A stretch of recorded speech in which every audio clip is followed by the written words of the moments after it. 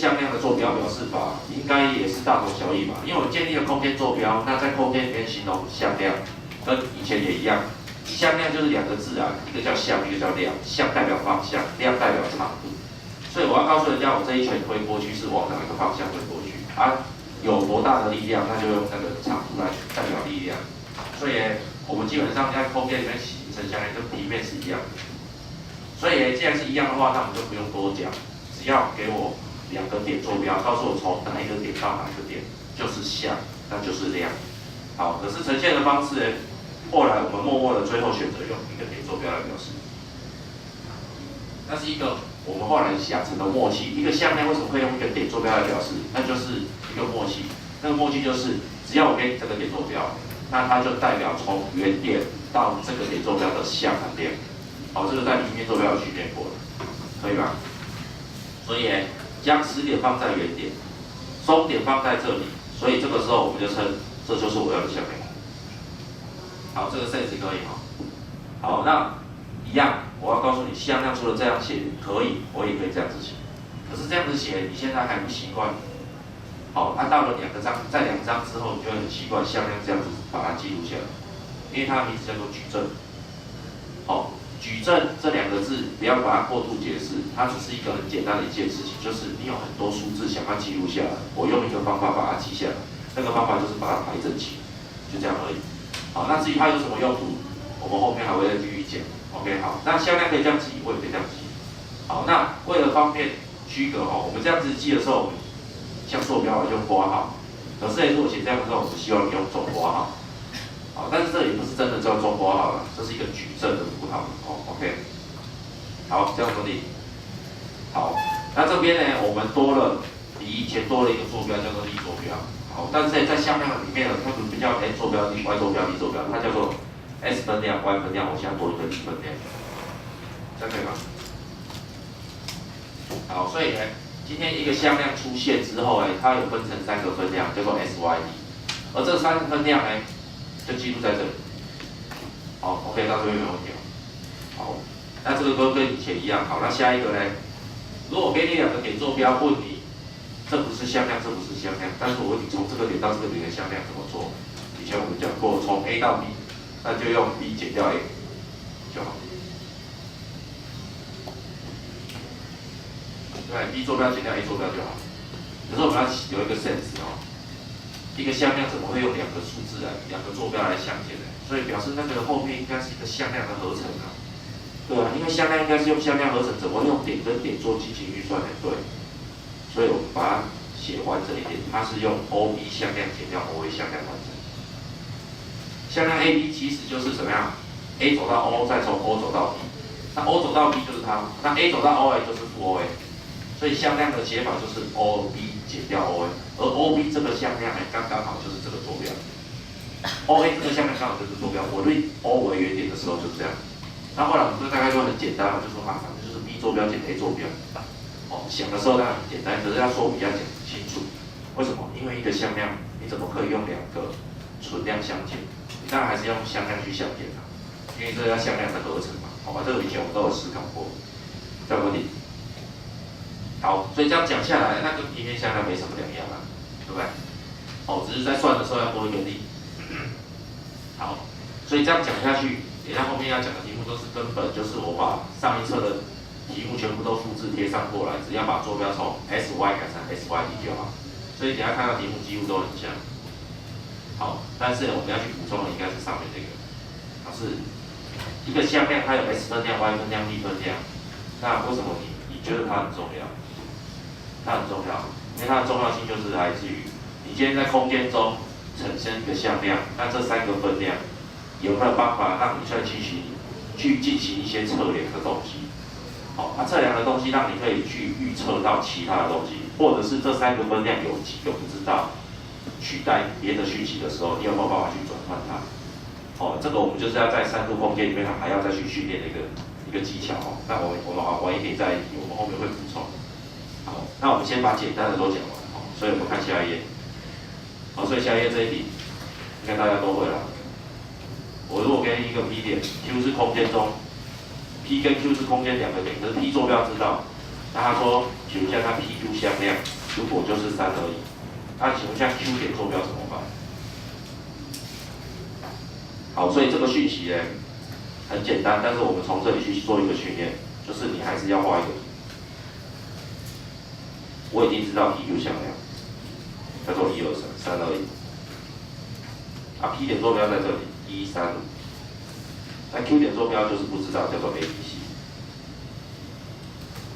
好，那你不知道的话，老师，那这个向量要怎么写？我们就可以从向量的做法，就是 Q 减掉 P 就是 PQ 向量。好，可是这样写太 low 了。我给你画图出来，其实是要告诉你说，所以这里有一个 Q 点坐标在这里。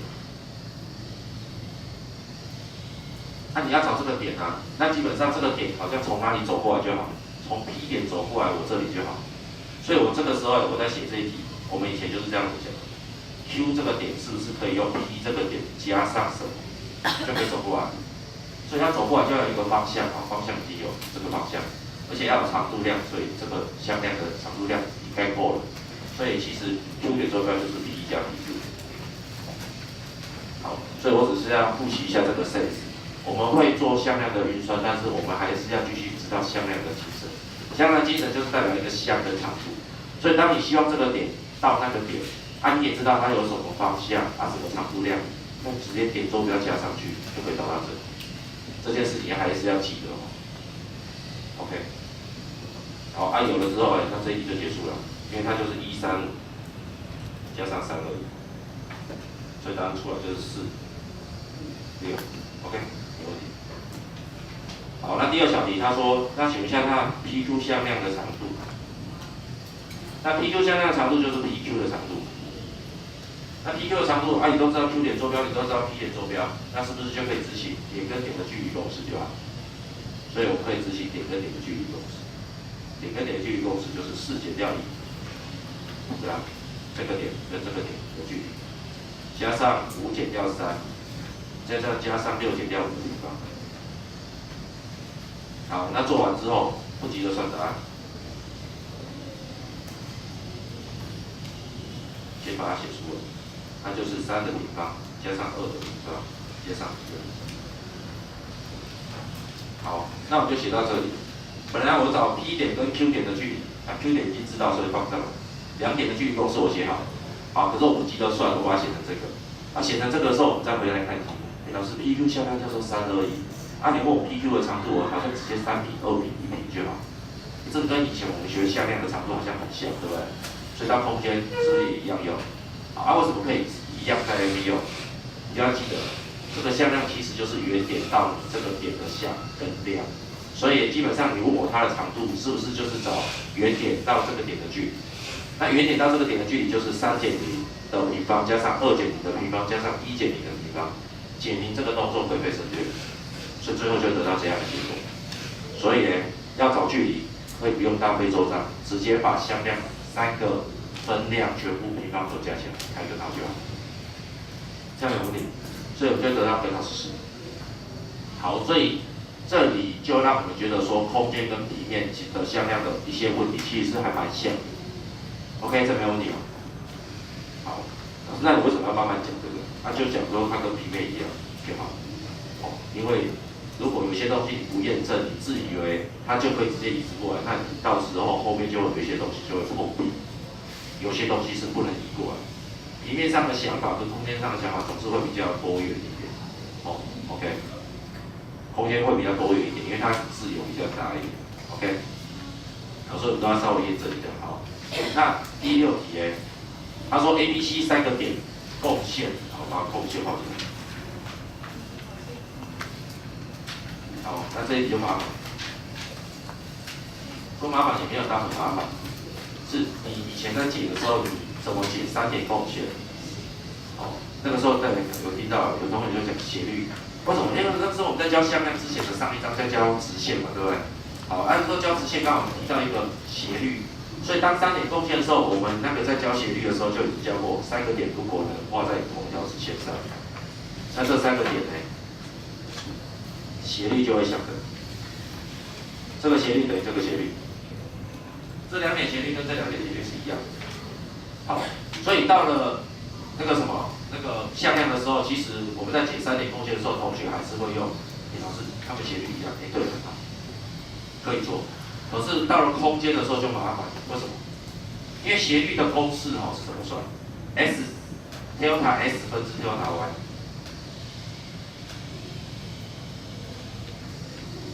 而 delta S 分之 delta Y 好像跟力都没关系，所以到了空间的时候，你好像就把力坐标拉在那边，不想理它。所以在空间中里面有没有斜率这个东西？就没有，空间没有斜率。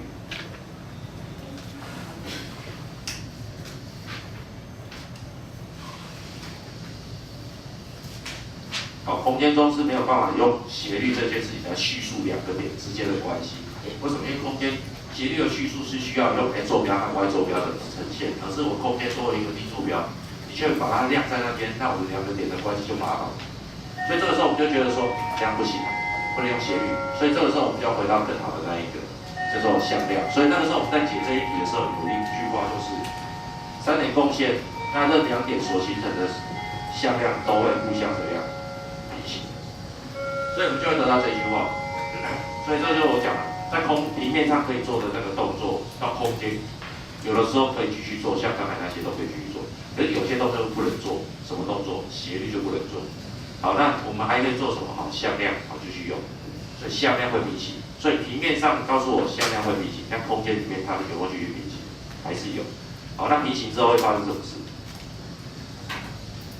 这个明显去了，平行向量，它们两个之间会成一个倍数关系。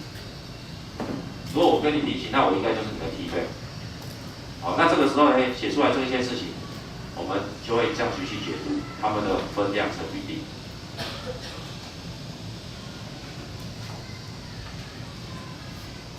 好，所以我们开始在写哦。所以 A B 向量是什么？那 A B C 向量是什么？我就可以把它写出来。A B 向量 ，B 减掉 A 嘛，所以-3、9，还有6。那 B C 向量呢，就是1减-1是2，-6，还有T减7。好，所以正常来讲，我们已经得到的结果就是你们会成 T 倍嘛。可是我们就说分量成比例，分量成比例那就是 S 分量的会等于 Y 分量的，我是有计算错，哪里-3？上面是-3，对。好，下面这里是-6，好，那也要继续等于6以上T减7。那我刚才怎么感觉我计算错？因为我前面两个 S 分量跟 Y 分量的比值如果不一样就怪了，所以你看这里就刚好-3比2嘛，后面也是3比-2，所以它是对的。所以就把这个比值拿过来给他用就好。所以算一下，所以 t 减掉7等于多少？12乘以3等于4，所以 t 等于多少？3。OK， 这个答案就算出来。所以这一个题目啊，承接了那个什么平面3点共线的精神过来。好，可是如果你在平面上的3点共线，你使用的是斜率会相等，这个精神是传承不到空间的。这就传不过来，所以我只能截取可以传过来的东西。所以现在我们就在测试哪些东西可以过来，哪些东西不能过来。OK， 斜率过来，好，向量还给我过了哪里 ？OK， 这样可以接受。好，讲到这边没有点，明天是下课。不是，那样是模拟考。好，现在节课我们讲这个重点哈，等下休息一下吧。向量呢，基本上我们刚才在移植的过程中，发现向量还不错嘛，对不对？大多数的能力都能移植过来 ，OK， 可以吗？好，刚才有同学问我说，老师，那你为什么这个 P2 的向量长度，你为什么要提一下3比加2比加1？因为我们在说P2 向量长度其实就是 P 点跟 Q 点的距离，所以 P 点跟 Q 点距离这种直觉性的叙述的话，那就是用这个公式来算。好可是呢，我们可不可以？一样看到 P 点跟 Q 点，因为 PQ 向量这个字我知道就是从 P 点走到 Q 点的向和量，可是那个向和量没有一定要从 P 点走到 Q 点才会产生啊。举个例子，从这个点走到这个点所产生的向跟量，其实我随便一个点都能产生。这个向我有啊，这个量我也有，所以没有说一定要从 P 点走到 Q 点才能产生 PQ 向量。所以后来我们有定了一个向量的写法，叫做321。那就是从原点走到你这个点的向量。所以呢，我们就说，你可以用两个点的距离公式，你也可以直接用这个结果，这个叫向量，这个向量直接平方相加开根号。啊，怎么解读这一件事情为什么跟它一样？现在看起来就一样啊，可是我们另外一个解读就是，你从 P 点到 Q 点的向和量，就等同原点到这个点的向和量。所以你要找这两个点的量，那就等于原点到它的量，所以就直接算起来，就这样而已。我是在印证我们其实前面在平面向量里面产生的结果，到空间是不是能继续应用？可以的。OK， 所以我们在验证这件事情。好，也让它复习一下。好，那我们接下来这边呢就比较快一点，就是说，所以空间向量它其实加减法跟系数计，在前面我们验证了一下之后，发现大多数跟平面很像。所以基本上的一些基础运算是不是都可以移植过来？答案是可以的哈。所以这两个向量相加是可以直接分量直接相加小点就好。那系数积直接乘上去就好。老师，那为什么它可以直接这样用？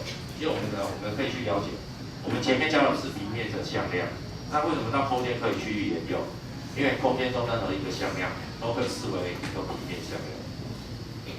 为什么？空间中一个向量。基本上一定都可以让你至少找到一个平面把它包含住，对不对？所以既然都能包含住，那你以前做的事情就是平面上的事情，我现在还是在做平面上的事，只是它的记录方式比以前复杂一点。好，所以我讲到这边应该已经有留下一个伏笔了。那个伏笔就是，只要在平面上能做的事情，我现在的问题所营造出来的东西也能放在同一个平面上的时候，我就能继续沿用。所以呢，哪些东西我不能用？在空间上，只要不能变成同一个平面来讨论的东西，我就不能继续使用。所以在空间中，我不能继续使用的向量就是，当你告诉我，一次告诉我3个的时候，我就麻烦。你在空间中，如果你告诉我3个向量，我没有办法有把握告诉你它跟平面上的东西有继续沿用的方法。好，举个例子，我在平面的世界里面，我现在讲的是第3册的时候。我可以告诉你，我可以很大胆的告诉你，我可以把 V1 用阿法贝的 V2 和贝塔贝的 V3 把它合成出来。里面我可以告诉你一定办得到。R2 的世界里面，我一定可以把 V1 用阿法贝的 V2 加上贝塔贝的 V3。里面的世界我办得到，可是在空间的世界里面呢，你可不可以找到这个答案？就是问号，上面是 OK， 下面这个是问号。好，为什么会产生这种效果呢？就是我们介绍的平面向量的那些结论，我们都已经营建好了，所以在平面上它都是没问题的。所以我们现在到空间上的时候，只要你现在的向量是属于可以有一个平面把它涵盖住的，那基本上我们都还是把它归类在平面向量。啊，老师，可是它记录看起来很空间，对啊，那是因为你喜欢的平面跟它现在营造出来的平面不一样啊，所以你才觉得它已经变成空间。你喜欢的平面就是地面，你喜欢的平面就是 SY 平面，只是它现在离开 SY 平面，那你就觉得它是空间，没有，它自己本身还是一个平面。所以你看向量的加法跟向量减法，这两个向量虽然在我的感觉里面它已经到空间，可是这里有没有一个面把它们两个都包住？所以它继续执行平面上可以有的东西，直接加，直接系数计。因为它只是一个向量，还是有一个面，还有无限多的面会包含。好，但是呢，如果今天扯到是有机会不会构面的，那我就没有办法了。以前我们3个向量，只要这3个向量好，有这2个 V2 跟 V3是不平行，那我一定可以合成任何一个向量。可是现在在空间，我就不敢保证，因为这个 V1 呢，可能是我们眼睛视觉的上面比较稳定，其实它是翘起来的。这个 V1 如果是这样子起来的效果的话，那你 V2 跟 V3 再怎么凑都凑不出来，就是找一个空间。哦，所以这样听懂我意思吗？所以你要检验说老师什么时候跟平面是一样，什么时候跟空间不一样？我介绍一个讲法，就是只要没有平面能包住你现在的问题，那你就是空间，那你就尽量不要以为平面的东西都可以移植过来。可是如果你现在讨论的性质是可以有一个平面把它们涵盖住的，那你继续使用平面。没有错，这样可以接受。好，所以这只是题外话，刚好有同学问，他说老师，那你都强调说空间跟平面哪些一样，哪些不一样？那老师我每次分，那我是不是要强记说哪些是可以移植过来，哪些不能移植过来？这样很累嘛。所以我就教你一个方法，就是里面的东西如果可以移植过来，就是因为它现在在空间里面还是存在一个平面可以把它包住。你可以有一个平面把它包住，你就要去想一下。OK， 这样可以吗？好，所以这个图呢应该是给你参考一点。三个向量在空间中它不一定会有一个平面，好，但是在平面上这三个向量基本上就是同一个平面。OK， 好，那往下看向量的分点公式这个我应该也不用多讲嘛，对不对？我不需要多讲。好，但是呢，因为它所做出来的这两个，它这个 OP 向量是在 AB 跟两个点的中间，所以这基本上虽然这是三个向量，但是因为 P 点在 AB 的中间，所以形成的东西还是一个平面。所以里面的向量分点公式我还能继续使用，大家可以接受吗 ？OK， 所以呢，它如果要这三个点贡献的时候，我还是可以继续。如果 A、B、B 三点贡献的时候，我还是继续满足阿尔法加贝塔的比例。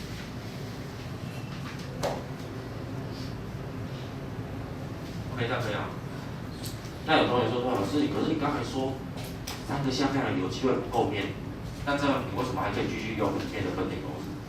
有啊，因为题目的前置条件让我知道它够面了，因为那个 P 点它没有离开 AOB 的里面，因为他说 P 点就是线段 AB 中间的一点，他这里有讲，因为 P 点跟 AB 共线，所以它就是它一个线上的点，所以它跟它是同一个面上的东西，所以同一个面的问题，我还能继续使用以前的东西。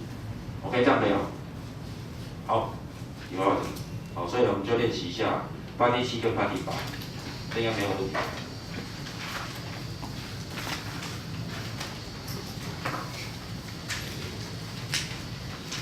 所以8 D 7的话，基本上就有点练习一下，看你有没有忘记哦。第一个 A 加 B 这个向量会不会算？就是 S 加 S，Y 加 Y，B 加1，好，这样结束。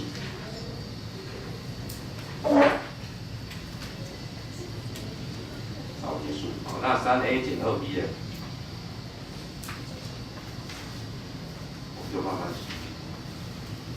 3A 就是6减3，那负2B 就负2乘进去就是负6，2和负8，还是执行加法，所以答案出来是11负 ，OK 结束。好，所以这个就没有问题了。好，但是他接下来还有问长度，长度应该没大问题。所以 A 向量加上 B 向量的长度。按照刚才525，其实就可以写出来，5B 加2B 加5，所以答案跟它54。那3A 减2B 的长度呢，已经有结果了，0、11负5，所以11加上负121加上25，146。OK， 所以找距离好像没有变。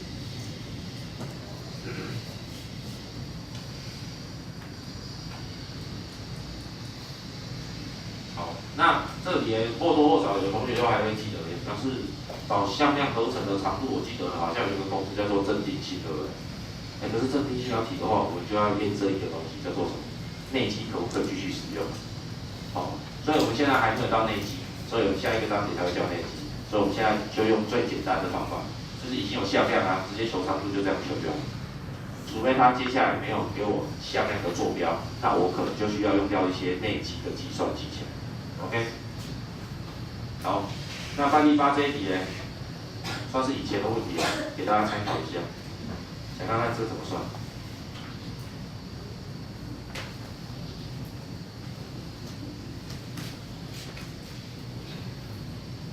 想一下。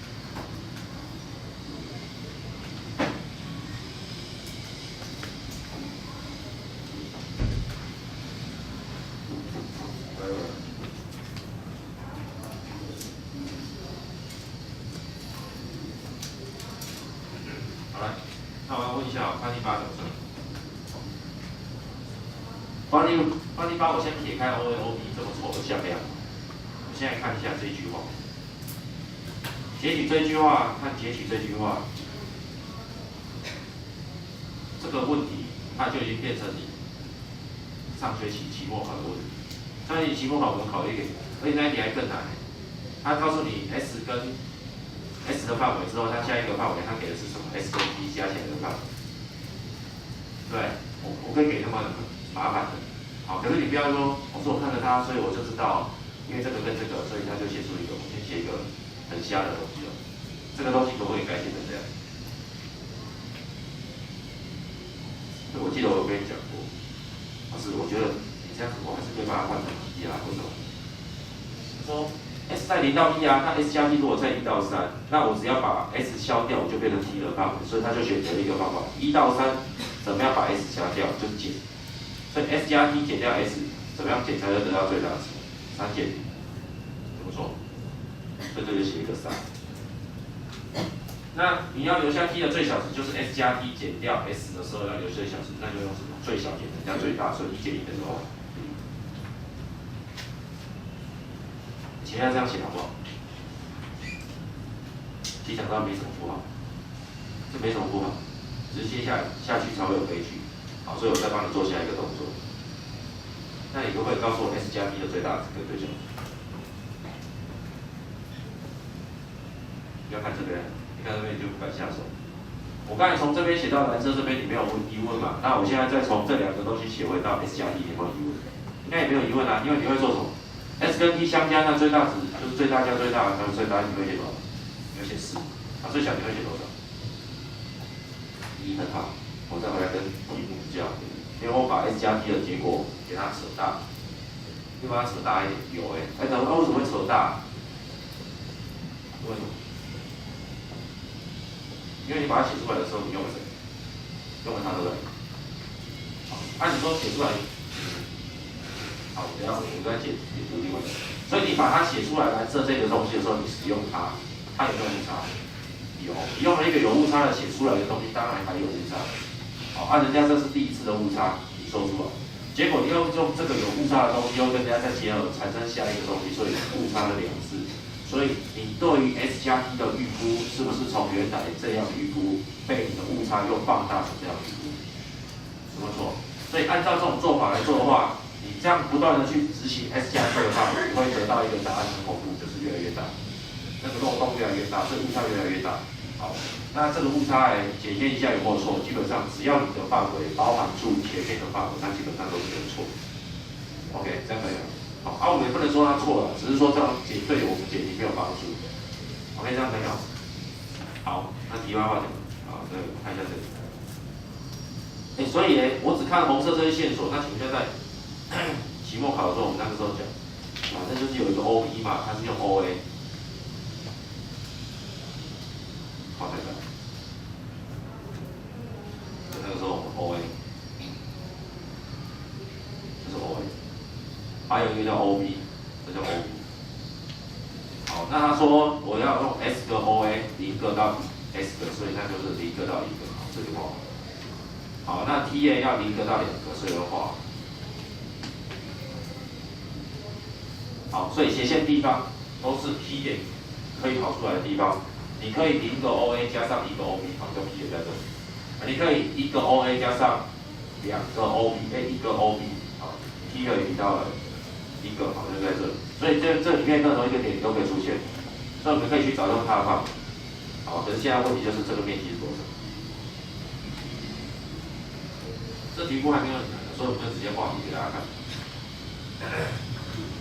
所以我们不用到上学期我们教的就是我给的范围，如果很丑到最后你不能这样画的话，那通常我们就会叫你做什么线性规划，对不对？像线性规划一样，不要画在这个坐标平面上，画在直角坐标上。再去写会比较安全。好，那你可以画了出来之后，那我要问的图形会是什么？答案就很简单嘛，平行四边形就对了。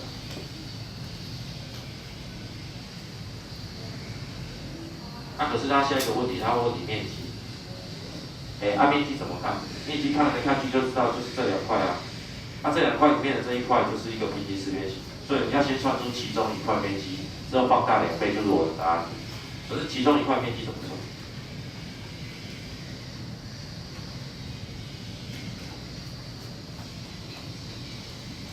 向量可以帮你算面积，可以。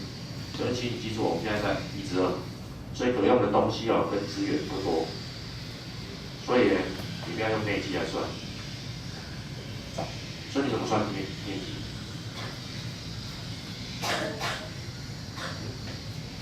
好，我旁边把所有求面积的公式记一遍了，因为我怕大家都忘记。好，以前平面版的公式平面的时代里面的公式我给你一下我给你2个向量，按求它们所形成的面积，你觉得很多种？好，那我先给它 A1、B1、另外A2。它这有 B1、B2，可是这是平面的现在不一定适用所以V1、V2 所形成的平行四边形面积，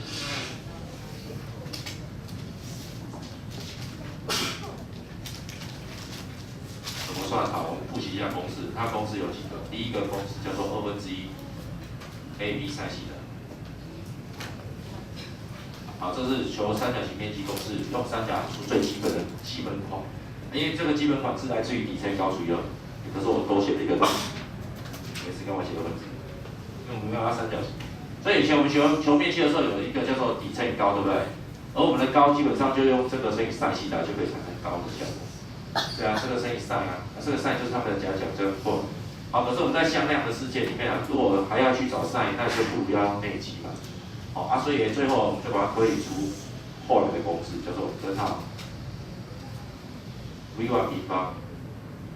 乘上 V2 平方，减掉 V1 构成 V2， 括号平方。好，它有用到内积，所以我们现在不要用它，因为我还没教内积。虽然你知道内积怎么算 ，S 乘 S 加上 Y 乘 Y， 你现在多了力就是加个力乘力就好。好，我现在只是在复习公式而已。好，那有这个公式之后后来我们又进化到后面，又跑出一个什么 V1 和 V2 行列式取绝对值。那行列式的这个东西就是把它写出 A1、A2、B1、B2 向量抄一遍，要绝对值。我们要除以2是因为我在求平行四边形，不是求三角形。好，那这个答案就出来。行列式的计算绝对值，这是 A1、B2 减掉 A2、B1。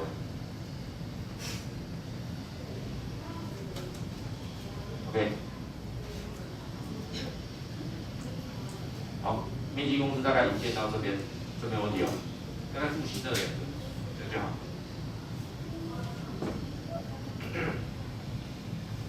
好，那当然我们现在接下来求它的面积的话，有这个公式是最好的。好可是有这个公式好吗？这个公式我们看得出来，它是写出来就写成行列式。好以前的话向量就是2个坐标嘛，所以写起来刚刚好，叫做2乘2的那个行列式，我还能算。但是如果我现在用这个3个维度的话，写上去就1、2、3、1、2、3。这样3个怎么写行列式？我们没学过3个的行列式，所以那个我们就要搁下。好，但是这里是复习一下那个面积公式给你。那空间版的我告诉你，空间版还可不可以用？可以。这个东西空间版可不可以使用？可以。这个可不可以使用？可以。那这个可不可以使用？就是这个结果。这个结果。修正后使用，修正后可执行，可以执行公式。我将这个公式修正之后，我也可以继续执行，只是我们现在不想修正它。那我如果可以用这2个的话，那太好了。可是老师，这个的话，我当然就是直接把这2个向量的长度平方相乘，减掉向量内积，括号平方，开根号，答案就出来了。所以我的问题在这边。这一块面积多少？请用这2个向量执行那个公式就好。可是这样会用到内积，所以我现在有问题就是不要用到内积，就不要用内积嘛。好，所以怎么做？所以我现在讲这些公式你自己可以抄一下，当成复习。可是我现在不要用这些公式写，只是顺便复习一下。那我们要解的方法应该会跟它有关，就是说算一个面积你不要去记那么多公式，那么多公式其实它。基本上它们都是源于同一个公式，叫做底乘以高了。啊，如果有三角形就除以2了，所以都是同一种类型衍生出来的结果。所以当后面还不知道怎么用的时候，你就回到原来，叫做底乘以高就好。这个就是最原始的底乘以高。好，那你为了要算底乘以高，那就会想，这个地方我把它拿出来，老师我有 OA 向量，我有 OB 向量。那这两个向量我要求面积的话，我需要角度，因为我已经知道它的公式就是这两个相乘乘以3西塔就好。对啊，这个向量长度乘以这个向量长度乘以这个3西塔。可是你现在就是不知道3西塔的西塔是多少。可是这个长度知不知道 ？OK 啊，知道。这个长度知不知道？知道。为什么？上面已经有了啦。OA 向量就是谁？1、2、3嘛，所以它长度是根号14。那 OB 向量长度是根号2。那可是就是不知道sin西塔是多少，所以我现在只要把一个问题解决掉就好，就是 sin西塔是多少就好，听懂我意思吧？好啊，所以我要解决这个问题该怎么解决？你就为了依赖太多公式，有时候你公式如果忘光了，你就要开始野地求胜嘛。哇，你要讲这个，这个长度你知道，这里写上根号14啊，这里长度也知道，就根号2啊，这两个边长都知道，那如果它是个三角形，那不就太好？因为我就可以执行三角形三边长知道，我就可以推什么余弦定理 cos西塔，对不对？好啊，那你只要，所以你问了一个问题解不出来，那你去想这个问题还需要什么线索？只有我出现了线索，这个线索是我下一个问题。所以我如果解了这个问题，那我就解了它，那我就开始解这个问题。好，那这个问题能不能解决？因为它就是 A 向量减掉 B 向量的长度。为什么老师它是 A 向量减掉 B 向量？因为 A 向量减掉 B 向量就是这个向量，对 ，A 向量减掉 B 向量，那出来就是这个向量。那这个向量的长度不就是它边长嘛？好，那 A 向量减 B 向量楼上就有这算，对。所以我们解决一个问题啊，其实有时候不是仰赖说后面有多少公式我没背，因为所有的公式都是被推出来的。它推出来的时候，大多数都是有一个源头，只要知道这个源头在哪边。就它每一公式，你很多题目都能解出来。OK， 好，所以我们来看一下所以 A 减掉 B 就是1减0的平方嘛，所以这就是 A 向量，这是 B 向量，然后就心算了，1减0的平方1嘛，2减1啊，3减负4嘛，16跟到18。好，所以有长度了，所以我可以很开心的把 cos西塔写给大家看。好，所以根号2的平方加上根号14的平方减掉根号18的平方除以2乘根号2乘根号14，所以上面出来16乘负2约掉等于2根号7分之负1，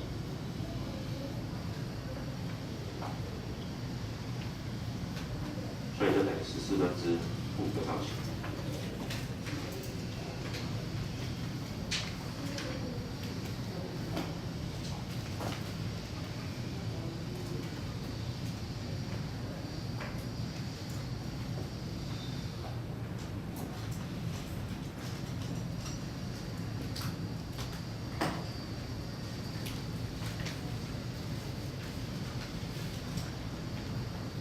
搞错，算了，没关系。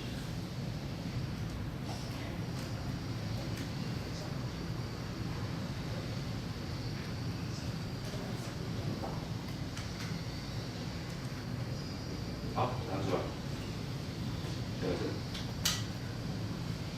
这边经我算出来了，因为这样算下去啊，我这样算，我就回来这里啊，解决这一块拼图，就这样去挑战结束。好啊，可是别人太高兴了，你只多算出1块而已，我要几块？2块，所以大家接下来乘以2就对了。好，讲到这边有问题。